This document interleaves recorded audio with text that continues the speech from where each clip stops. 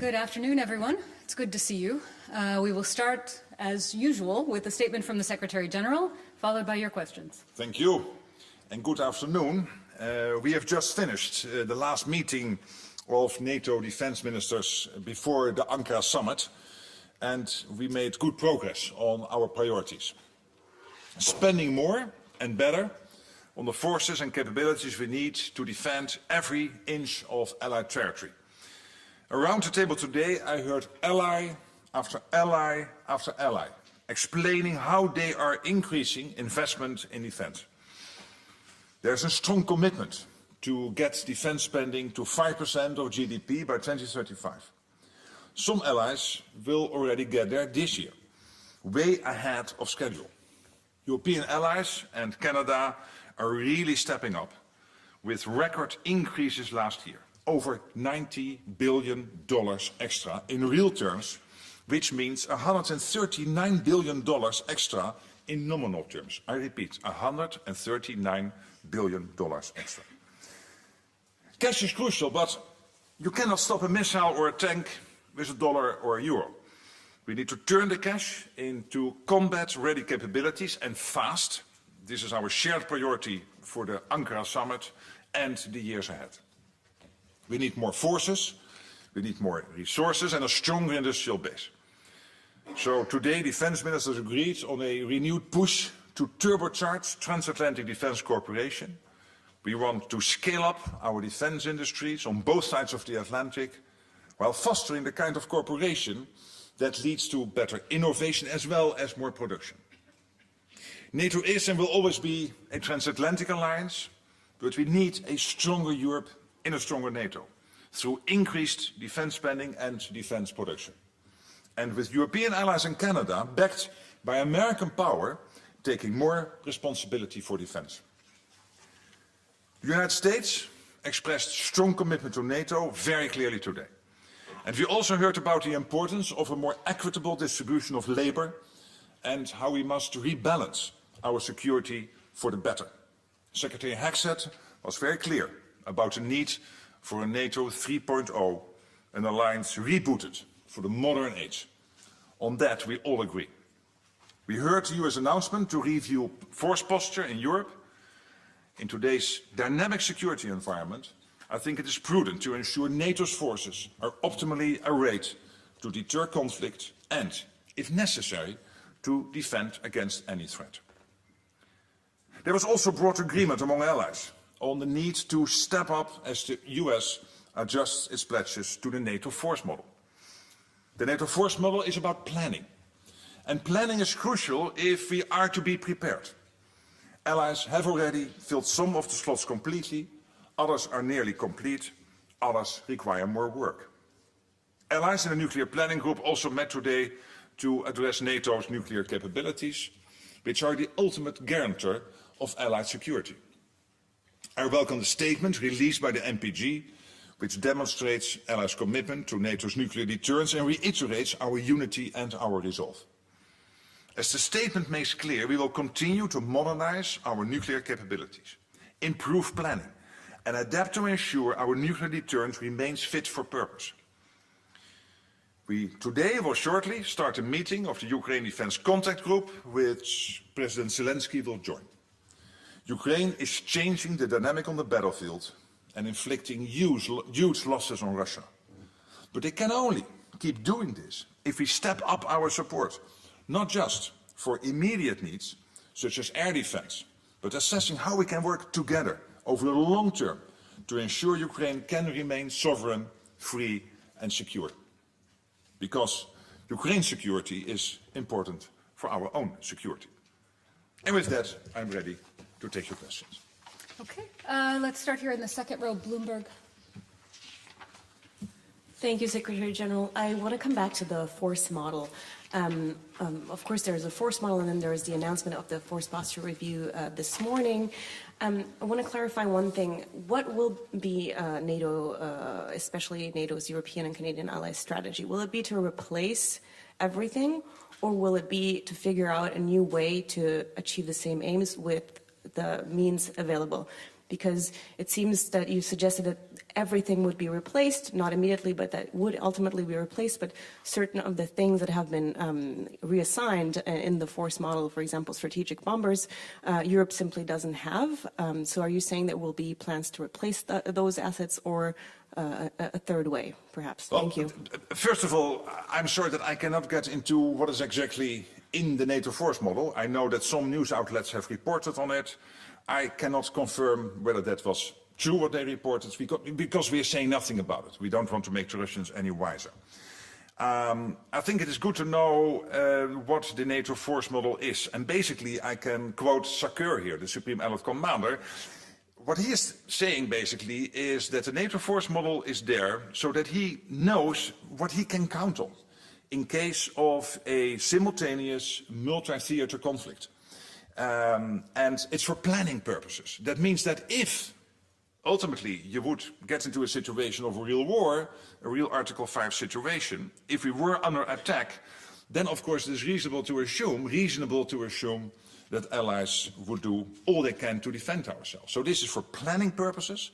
As I said this morning, this is immediate. So what the US is doing here is immediate for planning purposes, but it doesn't mean it's not there if necessary. It is to make sure that the US can provide what they really can provide in case of a multi-theater threat. And therefore it was so important what Sakur said, I think yesterday, that it makes the plans more realistic and therefore stronger, because there was an over-reliance on the United States. Come over here, second row, BBC. Thank you. Hi, ma'am. Hello. Afternoon. Good afternoon. Jess Parker, BBC News. First of all, is it inevitable that there will be a significantly depleted US presence in Europe after this review that Secretary Hegseth announced earlier? And I want to ask you as well, are allies being punished for the stance they took on the war in Iran? Well, what we're seeing, let's first of all agree what we are seeing today, which is the $139 billion in real terms, in nominal terms, what we are spending at the moment extra compared to last year. That's incredible. That's Canada and Europe. I think against that background, it's completely acceptable that the US is thinking, okay, what is our role here in terms of a force posture? Do we have to make changes or not? This will take months. They will do this in close consultation with allies. So I think this will be a structured process somewhere over the next 6 months. And Iran? Iran? I've not heard anything of the kind. This is what Hegseth did today, I think, is acknowledging that a lot is happening compared to what he said in February last year when he spoke last time. No, it was not last time that he spoke to the ambassadors, but when he did a big speech in February last year, where he said, hey, we really want Europe and Canada to step up. What he is acknowledging today, it's happening, it's taking place, not everywhere, still more needs to be done. I think it is good that he is clear about what he feels, what his sense is of where we are at the moment. We need to have that discussion.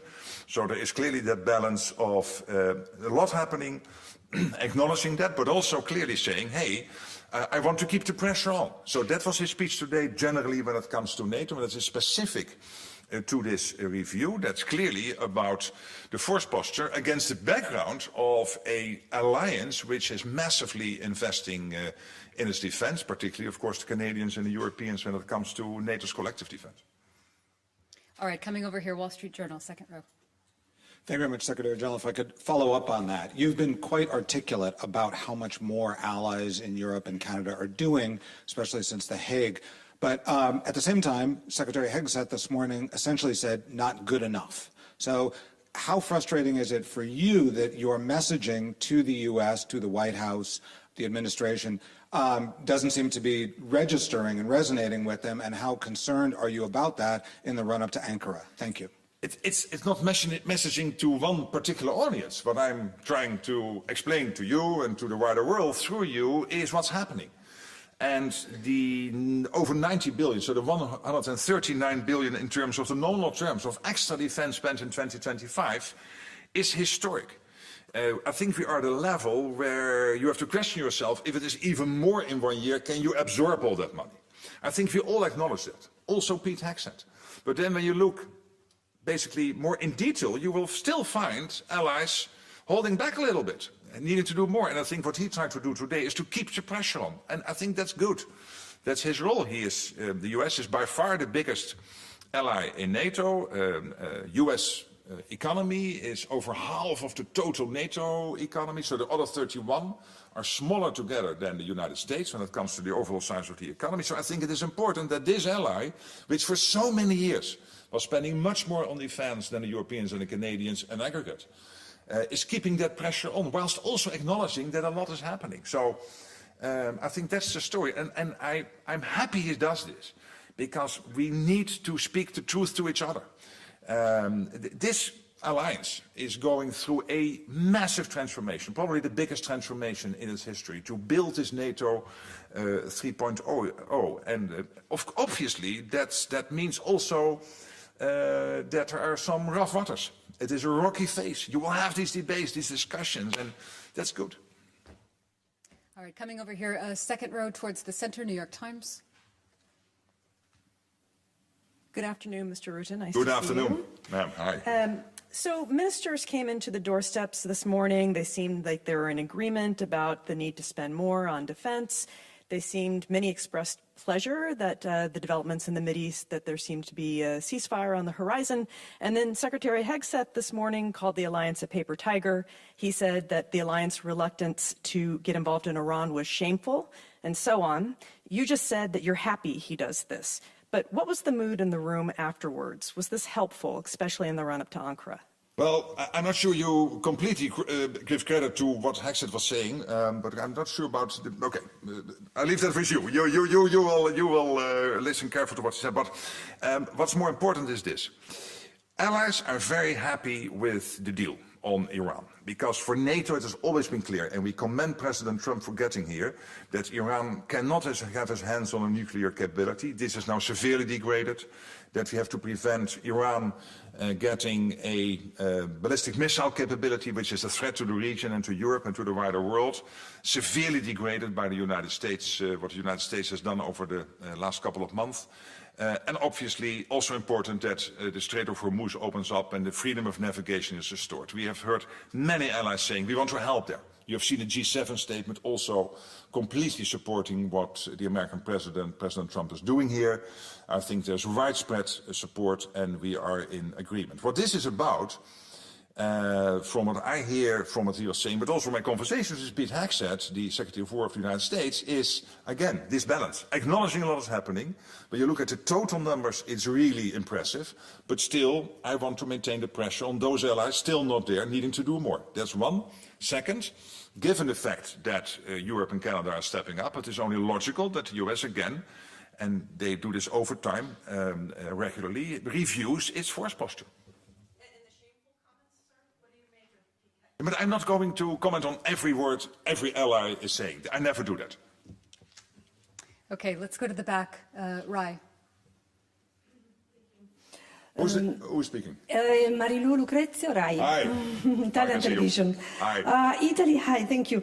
Italy has announced for Hormuz it would provide as a contribution to a demining mission. What's your comment and what NATO wants to do for the freedom of navigation? Thank you. Thank you for that question. So what we are seeing now is that thanks to the hard work by the American administration, nuclear degraded, ballistic missile capacity of Iran degraded, extremely important, long-standing positions of NATO that Iran should not have these capabilities, plus now the perspective of the Strait of Hormuz opening up. What the French and the Brits are doing, they are leading this coalition of, I think it's over 40 countries at the moment, of countries who have capabilities which can be helpful here, particularly when it comes to demining. You know, the US is very strong, but two things they miss. One is icebreakers. You don't need them in the Strait of Hormuz. And the other thing is demining, and you need that now in the Strait of Hormuz. And Europe has that capacity, that capability, well, really big. And we have seen over the last couple of weeks that many European nations are pre-positioning these assets close to theater. what the G7 leaders, including, of course, 6 of them in NATO, including the American president, concluded in the G7 meeting, but this was also clearly the tone of discussion of the debate today, is the necessity to do everything together to make sure the Strait opens up. And that discussion is ongoing, what exactly that will mean, how this demining will be done. For NATO to play a role there is not yet foreseen. It is, of course, out of NATO area, but if NATO can be helpful in any way, as I said yesterday, of course, we are always available. All right, coming over here, second row, Reuters. Hi, Secretary General. Hi. Andrew Good Gray from afternoon. Reuters. Secretary Head just said that the US's annual dues to NATO will now be contingent on other countries meeting their defence spending targets. And he said when other allies do not spend with urgency, our dues will go down. Isn't that basically collective punishment? And did you push back against that idea at all? Again, I'm not going to comment on everything has been said today, but more generally speaking, what we are working on very hard is to make sure that the whole of the alliance implements the Hague decisions. What we are seeing at the moment, when you look at the collective, it's there. Again, when you look at the individual countries, there are still some who need to do more and others who are overachieving, which is great, are doing more than, take Germany already reaching the 3.5 and therefore on its way to the 5% already by 2029 instead of 2035. But also when you look at the Baltic countries, when you look at Poland, when you look at others, they are really ahead. Some others are lagging behind a little bit, and we are working hard to make sure they also keep up. So let's prevent a situation like that. All right, third row towards the center here. Thank you. Thomas Kutschka with Frankfurter Allgemeine Zeitung. Good afternoon. Good afternoon. Secretary General, as the US is reviewing its force posture in Europe, does the alliance need a roadmap moving forward so that the US consults with allies before it actually takes drawdown or decommitment decisions, unlike we've seen with the previous decision? And do you see a risk of dangerous defense gaps, as the German defense minister Boris Pistorius has said this morning, if there is no synchronizing of this kind? Thank you. I think Pete Hegseth made quite clear that the US will do this force posture review in close consultation with allies. He was very clear about it. And when it comes to the NATO force model, we always knew that there had to be a moment where the US had to create clarity on what they can do in case of a multi-theater situation. And we always knew there was a risk that even the US would then spread its resources too thinly, and that some of what they said they could deliver in case of a conflict would maybe not be there because they also might need it, for example, in the Pacific. So, and this is exactly why the Supreme Allied Commander was saying yesterday that this change is strengthening NATO's defense plans because they become more resilient, they become more realistic. Yeah, I mean, they will do the review, they will consult with allies. I think that's more or less the definition of a roadmap. But there's still no clarity on exactly what the outcome will be because that will depend on the review. So we will see what happens. Okay, just in front of him here in the second row. Thank you, Secretary General. Given the push for NATO 3.0, how can Ukraine contribute to the allies in Europe delivering on their objectives, including those which Hegseth stressed today? Well, I think in two ways. One is Ukraine is playing, of course, is gaining so much insight and experience when it comes to the latest technology, because particularly when it comes to the drone and the counter-drone technology. And I think Ukraine is now #1 in the world on that. They are ahead of Russia, they are ahead of many NATO countries, and we really can learn from Ukraine on this. So this is one area. Another area is that Ukraine has to be so innovative, fighting this war against Russia, staying so clearly ahead of, in terms of Russia not being successful in achieving his war aims, that from that we can learn as NATO when it comes to policies, when it comes to strategies, so that helps us to update our plans. And finally, it is the Ukrainian defense industrial base. So NATO is helping any way we can. We have this joint center in Poland where we capture all the lessons. Still, NATO can teach Ukraine, learn Ukraine one or two things when it comes, for example, to the air domain, but when it comes to particularly drones, it is Ukraine teaching the others. So in all these areas, the defense industrial base, drone technology, the latest insights from the battlefield, we are becoming stronger as NATO, in the meantime helping Ukraine to stay strong in the fight. All right, coming to the fourth row here, AFP. Thank you very much, Secretary General. Coming back to Secretary Hegseth's intervention, he arrived this morning. He criticized NATO allies, called them shameful and various other things. He threatened them, essentially blackmailed them to try to get them to spend more on defense. And then he left before he listened to any of their responses. Do you think that really shows the commitment from the US that you said was there?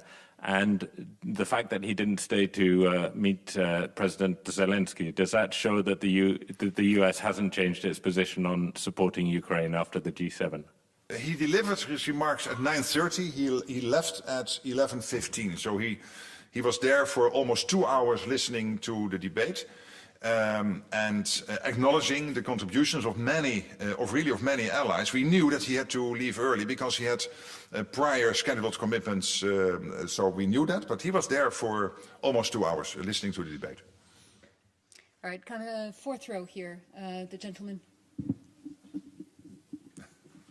That microphone. Good afternoon, Mr. Secretary General. Evgeny Snegov, Russian independent media in exile, Echo. As we know, there was a large Ukrainian strike on Moscow region this morning. How does NATO evaluate this operation? Thank you.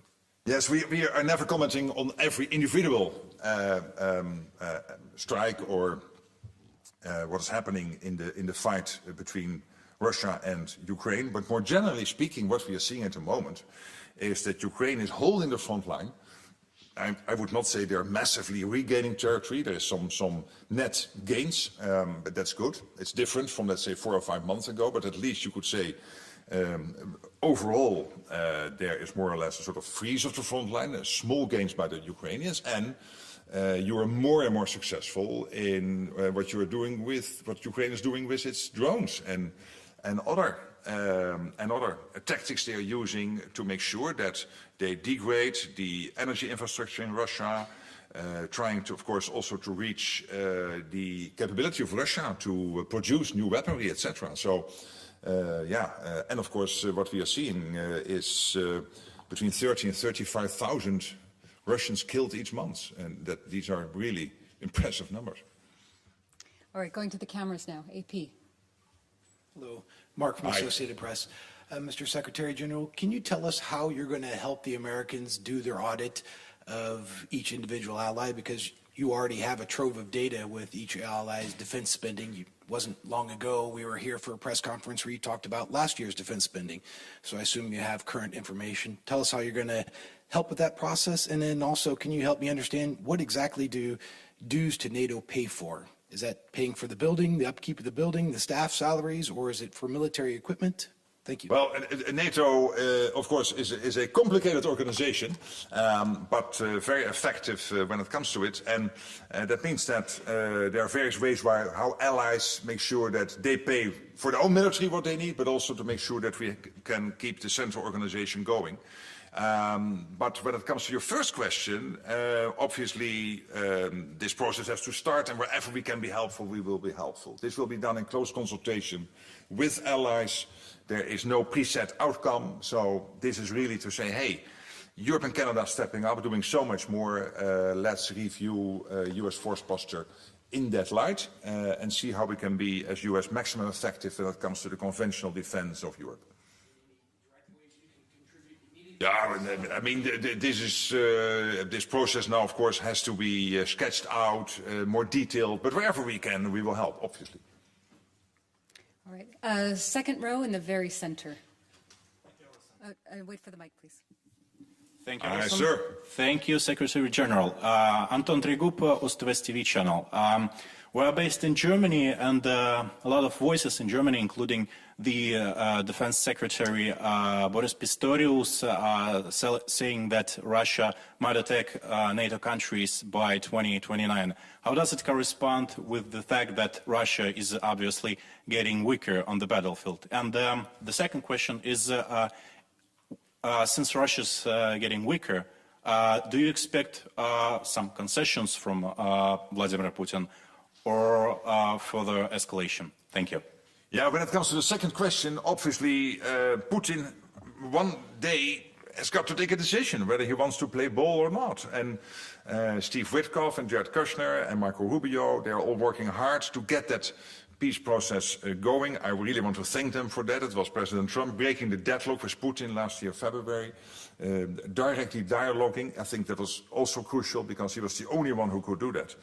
But in the end, the question is whether Putin wants to play ball, whether he really wants to participate in talks. And in the meantime, we have to do everything to make sure Ukraine stays as strong as possible in the fight. So that's what we are working on. And when you look at Russia more generally, don't forget the latest numbers you can see from Russia coming is that they spent, it was 40%, now it is 48% of all the state budget is now spent on defense, 48%. That means that from the tax income Moscow is getting, about 75% of the tax income is now spent on defense. These are crazy numbers. So we cannot be naive about Russia. At the same time, Russia is not bigger than Belgium and the Netherlands combined. And they know we are very strong as NATO, and they know they cannot win from us. So we will do everything to make sure that they understand that it would be their biggest mistake if they would try. So what is the date, 2029? Well, this is open sources from various intelligence agencies over Europe saying that it is their assessment that they could be ready, being strong enough by that time. And we have to make sure that we are stronger today and that we are also stronger tomorrow, stronger in 27 and in 29 and in 31, so that they know it's better not to try it. Okay, we have time for one or two more questions. We'll go to the fourth row here. Hi, I'm Venera from Kosovo, and I will ask you if do you see Kosovo getting closer to NATO in the future? What should Kosovo do to make that happen? Or if NATO support Kosovo security force to become a full army? Thank you. Well, clearly, Kosovo is an important partner, but you also know that there are various countries not yet recognizing Kosovo, so in that sense, there is that complication. But I think in the meantime, what is more important is that we do everything to make sure that KFOR is as strong as possible. As you know, it's our assessment that the security situation in Kosovo has continued to improve over the last couple of years. That's why the decision has been made to go back to the pre-2023 levels when it comes to KFOR in size. It's now about 4,700, and the pre-2023 levels, depending on circumstances, it will mean that KFOR will still be considerably in size, between 3,000 and 3,500. Of course, working on basis of the current legal framework. Okay, staying in the fourth row here on the aisle. Hello, my name is Asako Hanafusa. Good afternoon. Good afternoon. The Asahi Shimbun from Japan. I'm going to ask about the Finland decision. Just yesterday, as you know, in Finland Parliament, the governmental proposal of amending the Nuclear Energy Act just approved. What is your reaction to Finland as one of the important NATO allies? Well, I think it was an historic decision made by the Finnish Parliament yesterday. And today also the defense minister mentioned it. And I said, hey, this is really historic. And it means that Finland takes this step, and I can only take note of that respectfully, because in the end this is up to every individual ally to decide how they want to work on these issues. And it's not for me to comment, obviously, but me saying it is an historic decision means that I'm not entirely without emotion about it, but also holding back a little bit on commenting too much, because in the end these are sovereign national decisions. Thank you. All right, thank you all so much. That's all we have time for. There will be one more press conference today after the Ukraine Defense Contact Group. And then the question is whether you're still there, but that is the end of the day. Thank you.